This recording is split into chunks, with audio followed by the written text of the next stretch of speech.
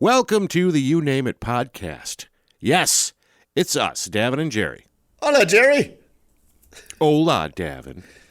I'm the Jerry guy. The other guy who says hola is Davin. Nobody really cares or can tell the difference. No, that's true. What's been going on, everybody in the audience? Oh, that's right, I can't hear you. And really, you don't do enough of that talking to us on You Name It podcast at Gmail. Some people do, but you don't. I'm talking to you, the one driving.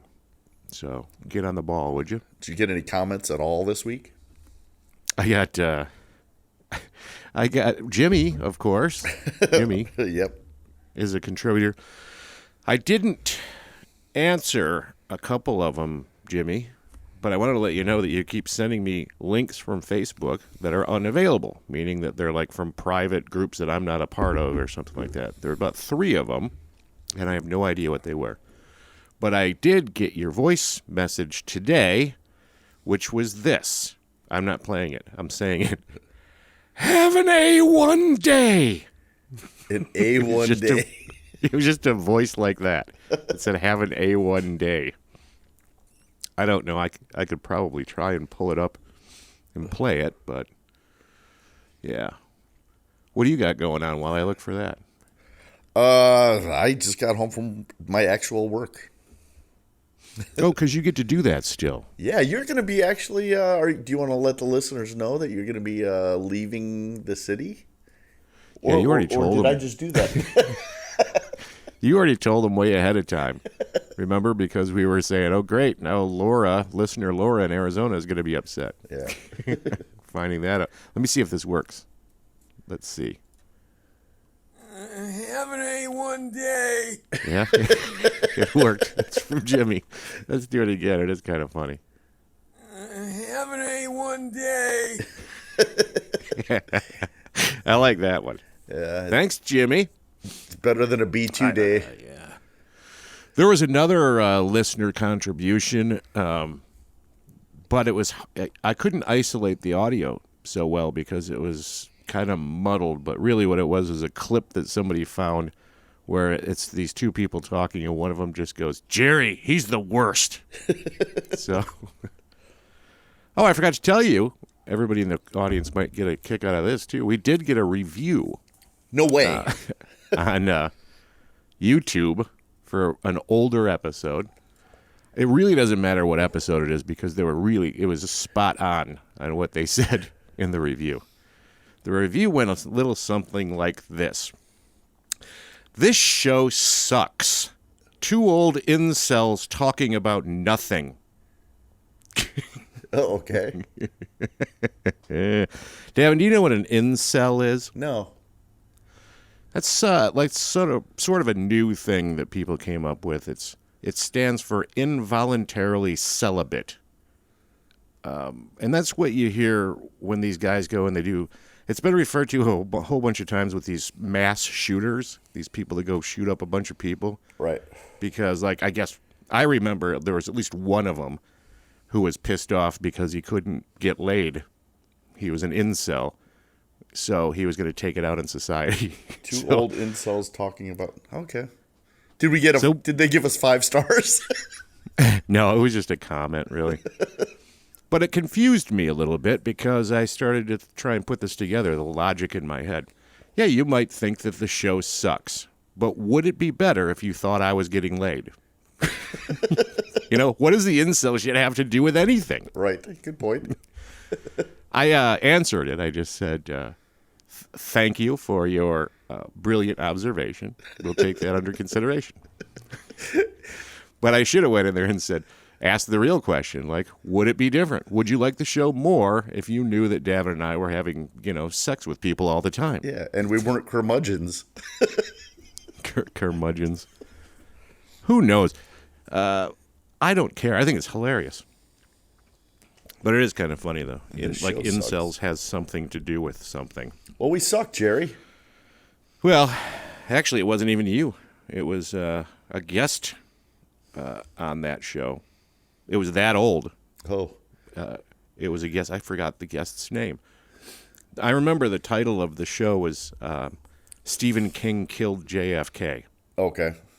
And it was about conspiracy theories. And this guy that I know, I forgot what he called himself. I don't want to say his real name because he made up a name because he didn't want to get. So it wasn't get in even a trouble with real work and show. stuff. It was a substitute. No, it was a special show that was talking about conspiracy shit. Okay. I feel better about myself now. I can go lay myself. Yeah, I'm sure they think it's still you though. Yeah. Whoever that person is. Don't let it bother you, Davin. You're going to get people who hate you and people who like. We have far more feedback from people who like us than people who hate us. Yeah, that's true. But some people might start hating us a little bit more because they're going to think that what I'm talking about is all political. Oh, boy. Today. You're going into politics. But it's not really political because a lot of these things that I talk about are more about logic and laughing about stupidity. Okay. I had a couple of notes. There was a guy last week, a quick one, last week named Larry Kudlow.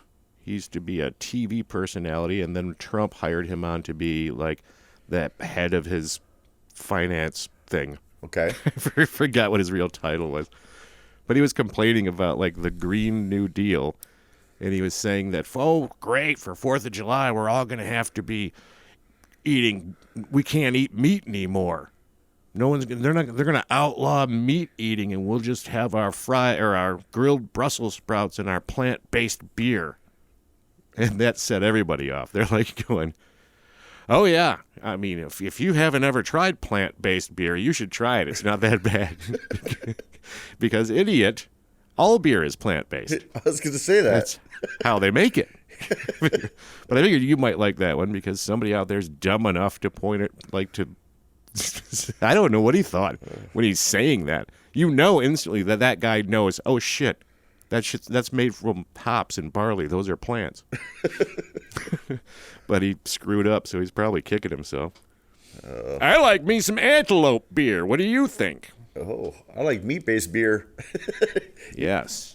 Get me some meat-based beer. So that brings us, this is called a segue, Davin. Okay. That brings us to, because we're talking about meat now, Mr. Ted Nugent, our friend Ted Nugent. Yeah, how's Ted doing? I don't know. He had COVID. I don't know if he's still got it. Yeah. But all this shit came out. It was like a week before he had COVID, though. I took a show note that he was complaining in some speech he made somewhere. Why didn't we have to quarantine for COVID 1 through 18? Why is it only COVID-19? Okay. And he was serious about that criticism. Yeah. You know the answer to that, don't you? So I know I do. It's not about Ted. the number 19. No. Number 19 signifies the year it came around, Ted. It has nothing to do with it being the 19th version of it. Wow. But then he got it. So, too bad for him. None of that changed any of his opinions because I follow him. I like the guy, everyone out there. I enjoyed hanging around with Ted Nugent when I had those opportunities. Yep. I thought he's a super nice guy. Even though he shot you. Even though he shot me, yeah, from horseback. Go back 2 episodes if you want to hear that. I think the title of it is Ted Nugent Shot Me, so go look that up if you want to hear that. He just happened to be real vocal lately, so that stuff comes out. Because he was saying it was a scam. And he's one of those people that called it like the scam-demic and everything. Right. So that must suck when you eventually get it. And realize it's not a scam and it's actual virus. Yeah. I'm glad that it doesn't seem that he's got it like super bad because of all those other people that died from it. Yeah. You know. Well, there's Bunch there's of famous karma. people. There's karma involved in it, making statements too. You know, it comes around. I don't know. Maybe, but I'm sure he can still criticize a whole bunch of shit that we all can criticize about the handling of it and things like that. It's no more a mystery to Mr. Nugent. Yep. Seeing as he said it took him right out, like it was the worst shit, and he was down for days or whatever. But he must have recovered. My favorite part about the new Ted Nugent topic is that I saw that he's selling T-shirts today. Okay. They say on them, Trump Nugent 24.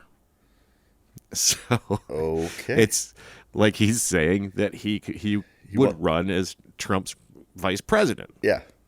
Which I think is probably a great idea. It would be hilarious. It would be, and I don't know that he... So what bothers me is I don't think there's a lot of self-awareness about some of these people because they've been so rich and famous and had so many people telling them how great they are for their whole lives. They don't realize that they wouldn't be able to sit in the same room together because they'd hate each other. Can you imagine super gigantic I'm the boss Nugent sitting in a room with super gigantic I'm the boss Trump trying to figure out how to do shit? You know that would not go well. No. Feel like, hey, Donnie, you know what we ought to do? Shh, come on, Ted, shush. The only reason you're on that ticket is just for your name. That's all we needed. Now let me take care of this. I'm the smart one here. They'll just be fighting all the time. We're in a society right now where we're getting so close to Idiocracy, the movie. Yeah. I didn't even connect that. We'll have to start looking for Idiocracy drops, Rondo, it's what plants crave. Right, all of that's like, what was the name of the president again? Dwayne. No, I thought it was something like President Cesar Chavez, something around. I can't remember. He was a wrestler. I remember that. Let's see what the internet tells us. President from Idiocracy.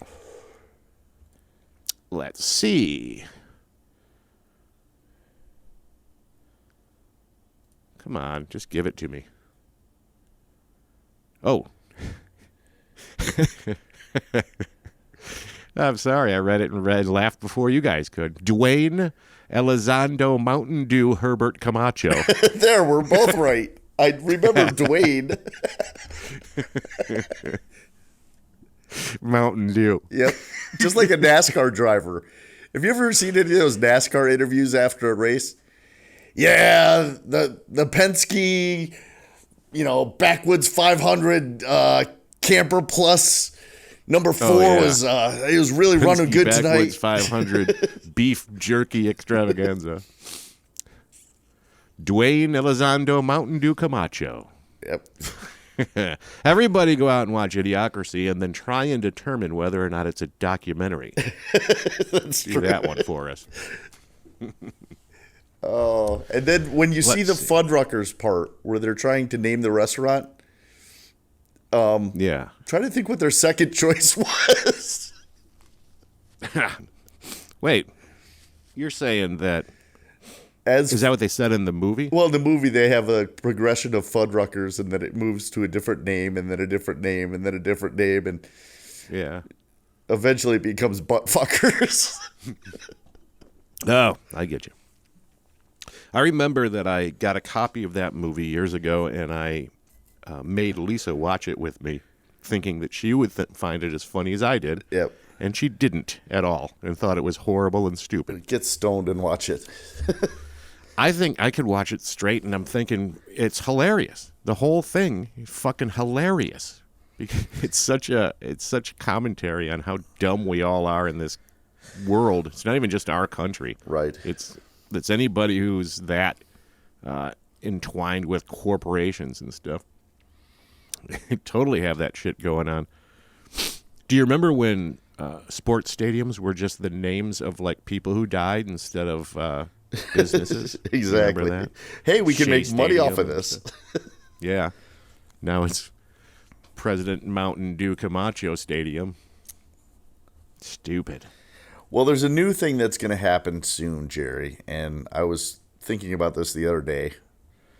Yeah. Since they're forcing the younger generation to wear masks, there's going to be a whole generation of people who cannot determine or read facial expressions. Okay. People are going to pick that apart, though, because you're saying forcing the younger generation. They're asking all of us to wear masks. Right, but the kids learning in development in school, the younger kids aren't seeing facial expressions, so they're not going to know how to react to a real facial expression when they see it. Do you think it'll change into, how evolution works? You think it'll change into where people start talking with more inflection in their voices to compensate for not having facial expressions? Well, I think they're going to become eye readers. They're going to be able to read whether you're lying in your eyes. Interesting. People already do that, though, don't they? Right, but you get a little facial expression from your eyes, and you can tell if someone's lying to you a little more. And if that's all you've been looking at for the past year and a half is people's eyes, maybe. So instead of lip readers, are we going to have eye readers? I don't remember what I was watching. You're right about that, though, because that's a thing. That's a thing to me, at least. Because I was watching some movie or TV show. People were critical about the acting in it. But I remember when I was watching, I don't remember, it might have been this Mortal Kombat movie or something. And at one point, I'm watching this actor guy, and I'm thinking, this guy doesn't believe in his role. Like, you could tell by his eyes. Right. That was like yesterday. I was thinking that. Going, you see it in his eyes. He's not into this. Well, I mean, they've done all kinds of studies, too, on, like, restaurants do studies on where the eyeball tracks on a menu and stuff like that, and what focus on and what to highlight. And if you use this color or box in this special, you'll get more sales. And yeah, that's absolutely true, because I remember years ago, in the mid-aughts, I did a lot of work in market research. Mostly my work was the video portion and stuff. But I remember being at one of these facilities, and they would do eye tracking. So they'd have a big screen in front of people, and they'd show them commercials, and it would track their eyes where they were looking at, like you're talking about. And it was that crazy that they're at that level. What kind of noises are you making over there? I'm getting another beer. I figured you were rambling, so I had a chance to break away to the fridge. Yes, rambling. None of that was important. It just agreed with everything you said. I know. I know. I was listening. I was listening the whole time while I'm grabbing my... Oh, this is a new one. Well, you have a new kind of... Ladies and gentlemen, Davin Christensen has been trying out every different kind of non-alcoholic beer he can find to try to get through No Drink April that he made up. Yeah, but I've kind of cheated a little. Budweiser Zero. Okay, is that made by Coke? By Anheuser-Busch. Are they just going to take the zero thing that Coke already did? Yeah. So Budweiser Zero, it says full-flavored zero alcohol brew. 50 calories, 0 alcohol, 0 sugar. Well, most beers don't have sugar in it anyway, do they? I don't think so. Well, what the fuck are you advertising that for? That's weird. They have carbs, but it's not like they have sugar. Yep. It's got all the Budweiser logoing on there, but it's a white can with like gray writing, and zero is in bright red. It's a white can with red stripes on it. Do you remember the old no brand shit that was always labeled that way? Oh, yeah. Like at the beginning of when people brought out no brand stuff back in the 80s is when I remember first seeing it. And I remember seeing it at Myers Thrifty Acres. Uh-huh. And everything was in a white package, and it had red stripes, I think. Like their beer, their water, whatever they were trying to sell. Well, my review of this one, it's not that bad, but that Busch non-alcoholic is better than this Budweiser one, which is weird because Budweiser purchased O'Doul's. They're the distributor for O'Doul's, which is a really good non-alcoholic beer. So yeah. So they didn't learn from their own purchase. Evidently not. You know what's weird is that now that you're drinking non-alcoholic, but you still slur just as much on the show. Jerry, Weird. I slur all the time. It's what you do. That's true. Let's see. I don't think we went through this, but this is an ethical question. Moral and ethical question for you, Dav. Okay. Because I read an article about this thing. Am I in trouble? No. Okay. I even wrote as long as I'm not in trouble. You're not in trouble. I actually wrote down a WDYT, Davin. What do you think?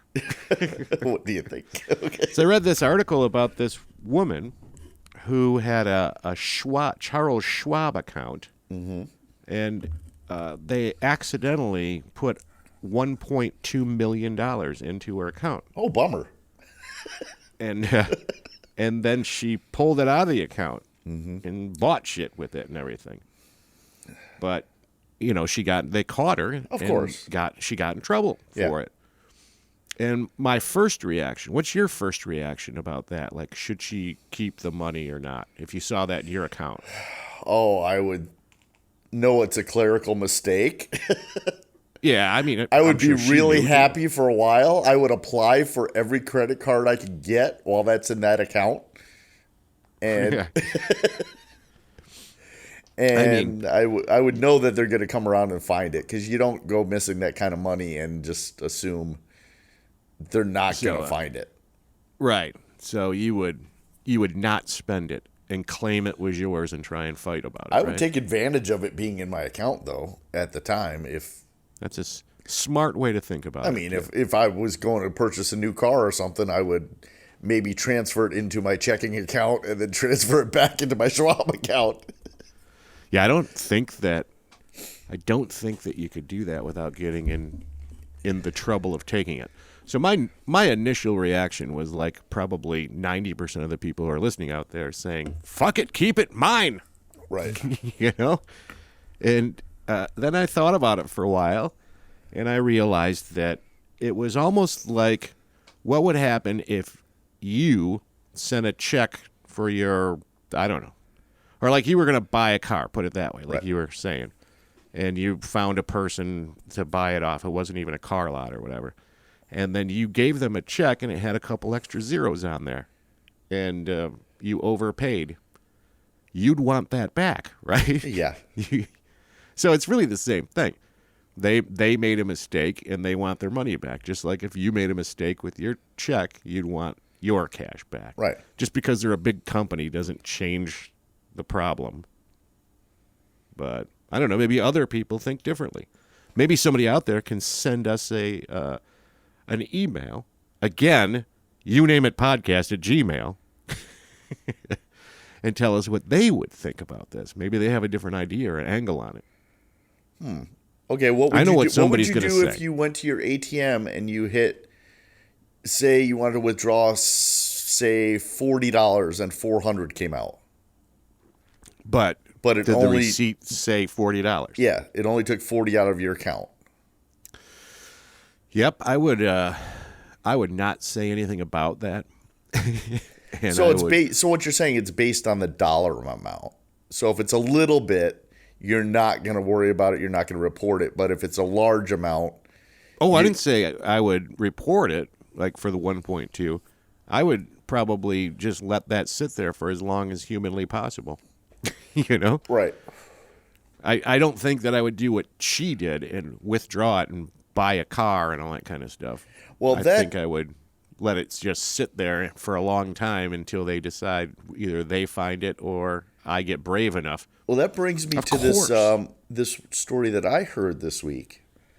You know how they're always trying to do scams on elderly and stuff like that, on phone scams and that type of thing? Yes. Always. Well, one of these scams concerned a credit card. And what they were doing is they were finding people with open balance credit cards. Like, say you had a credit card that they had all the information for and it showed that you owed $1,000 on it. Yeah. They have your information. They want to buy something that's $10,000 that would max out your card, but they can't. So what they do is they pay off your $1,000 and then max your card out.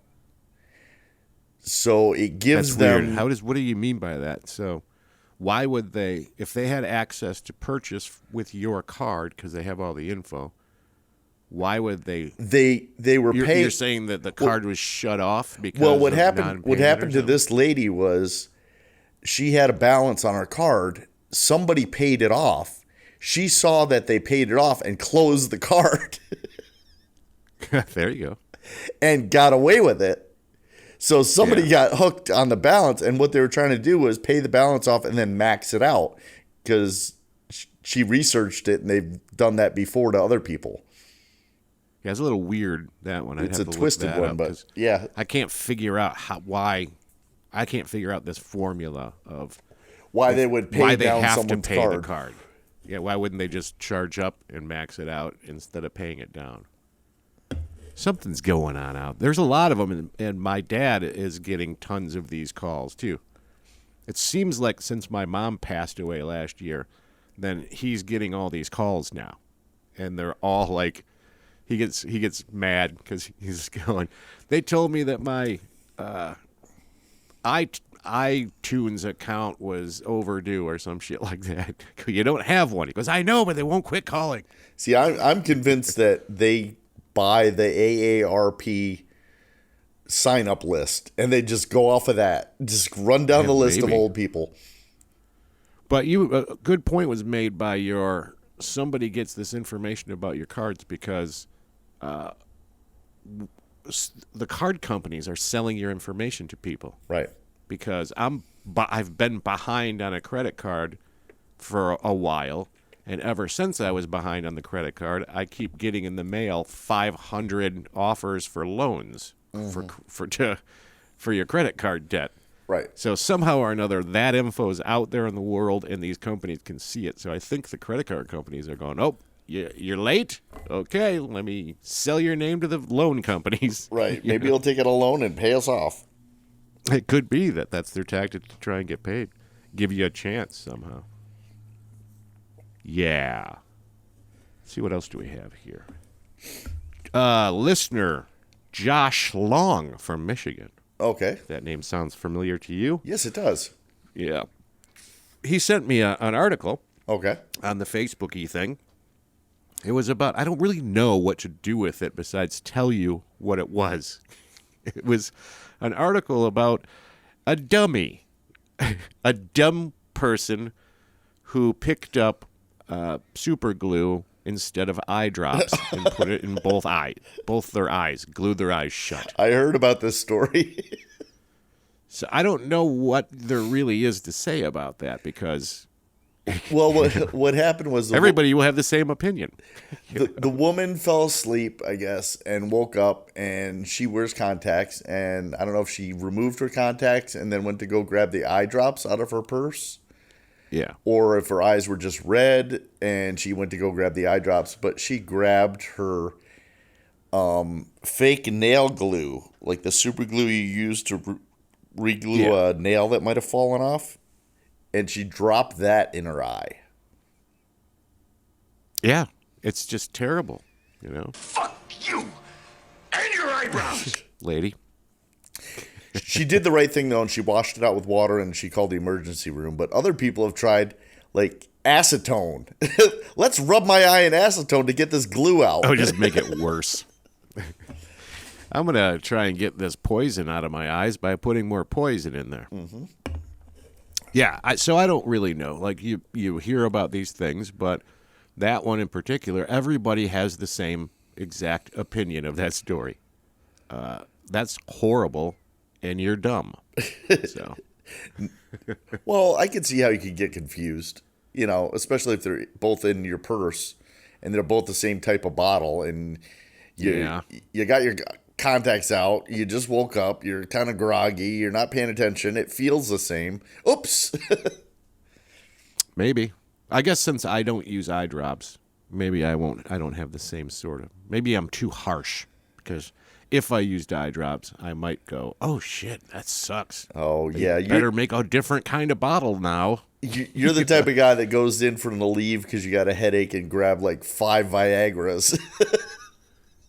Me? Is that what I would do? Yeah, I can see you confusing that because they're both blue. I don't need Viagra because I'm an incel. Oh, that's remember? true. Involuntarily That's celibate. True. I'm sorry. People can tell whether or not you're sexually active by listening to your podcast. Yep. And listening to you talk about conspiracy theories. Though that probably is a good indicator, though, that anybody who talks too much about conspiracy theories is probably not, Getting laid. not getting laid by anybody because no one likes him. That's true. I like conspiracy theories, I like getting laid. and that's why I don't do them anymore. No. But I learned a long time ago that the conspiracy shit is more fun just to see what they come up with than it is to believe it. Yep. Because they had some. I was a pretty early. I found Alex Jones early in his career, and at the very beginning, I was watching some of his videos and all that stuff, thinking, "Wow, that's crazy," and kind of getting drawn into a little bit of what he was talking about until it finally hit me. Oh, he's lying. He's telling me about all the other people lying, but he's the one lying too, just to try and sell me something. Right. But it was fun to watch conspiracy shit. Oh, by the way, Donald Trump is QAnon Oh, he is. now. He is now. He wasn't before, but seeing as the only way he could post online now is anonymously, then it's finally come true. He's now QAnon. Okay. That makes sense. It does, because they locked him out. They don't allow him to post anywhere, so he's got to be anonymous now. Poor guy. Yep. You know how much fun that is for him? You know how much he loved that shit. I think he should come out with his whole network. You know I what? think that's a winner idea. I was talking to someone at work, and they brought that up. They're like, you know what? If that goes public, I'm going to invest in that. Because half of the Americans will subscribe, and they'll be, half the people voted for him, and, that'll skyrocket. It's a good theory. I'm like, okay, first of all, half the people aren't going to subscribe. Yeah, the other half, yeah. But half the people that even supported him, I'm pretty sure, aren't going to subscribe just to listen to Trump. Oh, they might. I don't know. I think that there's... My problem with deciding whether or not I would invest in that company is the track record of all of his companies. Right. So when most of them go bankrupt, his meat company and his college and all his ideas, not a lot of them have actually flown and made him a bunch of money. How many bankruptcies has he got? Yeah. So I think you got to look at that. It's not whether or not you think there's a market or think that anybody would listen to it or whatever. I think they would. The thing that threw this whole thing off for me was the same person in the same conversation. We were talking about investing. Yeah. Said since senators and governors and it's all public record what they invest in, that well, you could make a killing off of watching what Nancy Pelosi invests in, because she has insider information and knows what to invest in, and all her investments have gone up. There's some partial truth to that, but because they do get to have insider information. People do. I'm pretty sure though, if Trump came out with his own social media network, Nancy Pelosi would not invest in that. Probably not. No. She invests in the competition, try to get some cash going to whatever. But that's true. But you can't just look up their investments, though. Yep. They have organizations up there in our administrations that monitor to see that there's not going to be a giant problem. That's why these guys like Don had to put his stuff into a blind trust, they call it, where somebody else takes care of your investments so that you're not swayed by that, which is also pretty stupid, because do you really think that these presidents are giving their control over their finances to somebody else and they're not going to know anything about it? Yeah. Bullshit. It's bullshit. Just a technicality so that they can keep doing it. But our Congress people and senators and stuff can actively use insider information without getting in trouble, because this has been a thing that people have been complaining about for years. Like, why do they get to use insider information and do this shit? Yep. I hate it. But I'll tell everybody out there what my new thoughts about how you can survive the pandemic and what a good career path would be for you. Davin and I will mostly agree this week that the new idea would be professional gambler. Oh, yeah, we both did well this week. I couldn't believe it because, as you know from listening a few weeks ago, people, that Dav and I both did pretty well at the Soaring Eagle Casino in Mount Pleasant, where I won $1,100, I think it was. And you at least came out ahead. I don't remember what it was. I had a blast. So it happened again. But it happened again and again on the same day. So I went back. I wanted to go look at Lake Michigan with my dad. Right. We weren't going to go to Soaring Eagle. Oh, you So were. we But he was in a slot tournament, wasn't he? Yeah, but not at that place. Okay. He was supposed to be in a slot tournament at Soaring Eagle, but then he goes, we shouldn't go because of the numbers around here for COVID and all that. And I go, well, why don't we do something else? Let's drive over to Lake Michigan because I haven't seen that in a long time. Because it's kind of cool to look at. Yeah. Davin, when was the last time you saw it? I don't remember. Traverse City a few years ago or Yep. something? So it is. It's like you're standing on, really, it's a lot like you're standing on the ocean, like on the East or West Coast Ocean, because it's so goddamn huge. So we go over there, and then all of a sudden it was, hey, Little River Casino is right here. Let's go in there. Right. Well, we went in there. Let's make a long story short. I spent all of my money, and then I made the fatal mistake of going to a ATM to try and keep my fun going or maybe make some back, which never works. You know that. Because you Dad. burn through your original plan. Yeah, and then you get dumb and go, okay, just another gonna win it $100. back. You know? Could be. Well, this time it actually did work because I saw a machine across. I was going to go play the 007 Golden Eye game or whatever, Goldfinger game. Finger. And on the walk over Someone towards in Arizona Finger, is drinking, as we said finger. yes, Finger. On the walk over, I saw a Lord of the Rings game, and Davin and I used to always play that game when we were in Vegas and other places. And it was a new one, so I got all excited, and I sat down at that one. And within 15 minutes of sitting down, I won $1,500. Call attendant, it says. Call attendant. Hand pay. Yeah. Then I have to wait the 30 minutes it takes for that process. But I didn't get out of that seat, and I started to play it again because they make you play it. After they hand pay you, you still have money left in that machine. Right. Right? Like $300 or $400 Well, I had. it's always a racked good up in idea there. to play it anyway, to see if the machine is still hot. And that's what happened. Like 15 minutes after, I hit it again for another hand pay of $1,280. And I couldn't believe it because that never happens. No. Didn't you get comments from people walking by you, too? Yes, that's what I wanted to get to, is that funny part, too.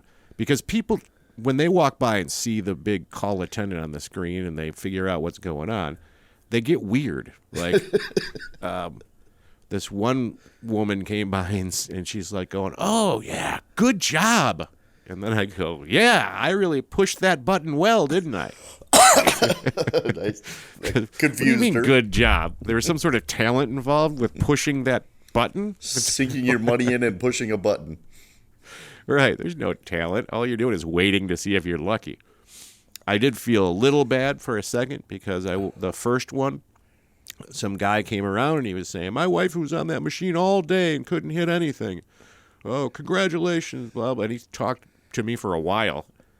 And then he came back around after I hit it a second time and he goes, you hit it again? No way. And then it was almost like he was mad then at that point. No way. And I go, I'm sorry. It's not me. It's just the machine. She's going to be so mad. Oh. Well, I've been in his shoes. Because I was up at a casino up by Traverse City, Turtle Creek, and I was playing. I must have sunk $120 in this game. And it was hitting a little bit and just nothing big. So I decided to go to the identical machine next to it, Yeah. which I should have never done. I should have just walked away and gone to another part of the casino. Lady sits that you down didn't next to see me and someone. hits for $6,000. $6,000. Do you know what level bet that person used? I don't recall if it was the same bet level I was at or not, but I was just Right, pissed. because you're all over the place at that point. Like when you're there with your $200 that you know you're going to lose, then a lot of times you're on the 80-cent, 60-cent, Right. Not more than $1 per spin bet thing. When you win a bunch of money, then all of a sudden you're the $4 a spin, for a little while. But people do that, and I don't know if it makes a difference though. Someone is pushing a button and a bet level, and it's going to hit I think it's going to hit whether it's a $6 bet or a 60-cent bet. I think your odds go up with the more you put in. The more your bet level is, I'm pretty sure your odds go up. They say on some machines, the higher amount that you bet, the better your chances are of hitting. Like it changes the odds when you bet higher. But we can get all conspiratorial about this whole thing too, because they have cards now that you put in. Back in the olden days, those machines didn't know it was you still. Right. Remember how people used to do this? You probably remember this. Somebody would be playing, and then they would, even if they could do the cash out thing at the beginning of that, where there's no card that's carrying your information. You hit the cash out button, and then put it all right back in. Mm-hmm. You know what I mean? Yep. Cash out, put it back in, like you're a new person. Right. Or it didn't matter because now you can sit and think, is this card now telling that machine to pay me or not pay me? Or is it still the machine just being random? Right. Well, it's also like the machine coming so close to winning on your last spin. You're down to your last dollar, you bet your last dollar, and like it gets so close to make you go, oh, I got to put another 20 in there. Yeah, it's like it's watching. You do notice that too. Like if you had $50 in it, when you start getting close to 25, it starts pretending it's going to pay. It picks these. It seems like it picks those points where you might drop out to try and tease you into thinking you're going to win. Right. I have to think, and I don't know, I haven't looked this up, but I have to think that the gambling regulatory agency that controls all of this would tell them that they couldn't have any information on that card that affects the machine. Like it has to be totally random. And if they find out that the machine was paying out, like looking at your win-loss record and paying out in different ways, or, how much money did this person spend today? Let's give them a win. That would be completely illegal. You know what I mean? Well, I don't know, because I think, like on promotion nights where they have a special promotion, it seems like things are hitting during that promotion. You hear a lot of machines going off while that promotion period's going. Like, say they're doing a random, person's card number every half hour is going to get a chance to win $1,000 or whatever. Yeah, they do that all the time. And that's going to go until 9 o'clock tonight. Well, at 9 o'clock, it seems like everything shuts the fuck down. As soon as their promotion's over, the reason they got you in there to sit in their casino waiting for the drawing every hour. Yep. As soon as the time is over, then nobody's winning anymore. Mm-hmm. Yeah, I don't know. It was a weird day there at that casino because there was a bunch of people winning, and they were also doing a every hour drawing for some free play. So it was promotion, okay. But I remember my dad walking around going, "Oh, I saw someone just hit 1,600 on that machine over there." And I saw another guy, and then you heard people talking about it. Like, people kept hitting. Right. But it might be like that all the time, though. You just don't notice. 'Cause it's either more crowded or less crowded. I think they have a dial. They turn up the winning, and they turn it back down. And they probably do, but you still have to think that it has to be random. Otherwise, that it's not gambling anymore. Right. If it's going to be a algorithm, Yeah, you're more likely to win on Friday during a promotion period than you are Saturday at 4 a.m. when you're drunk off your ass in a bar, in a casino for no apparent reason. Yeah, so you start to think like Davin thinks, everybody.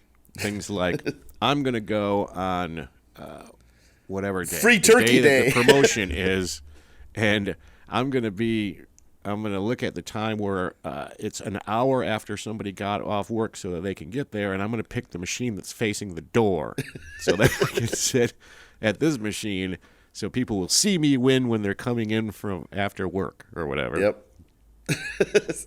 Or you would do something about a baseball game or something like that. Go to the casino on baseball game night. Is that what you're doing? Oh, yeah. That was one of my theories, too. Like Tiger games, when they were actually playing well, before a Tiger game, it was winning. It seemed like it was like everyone's in a great mood. Everybody's winning.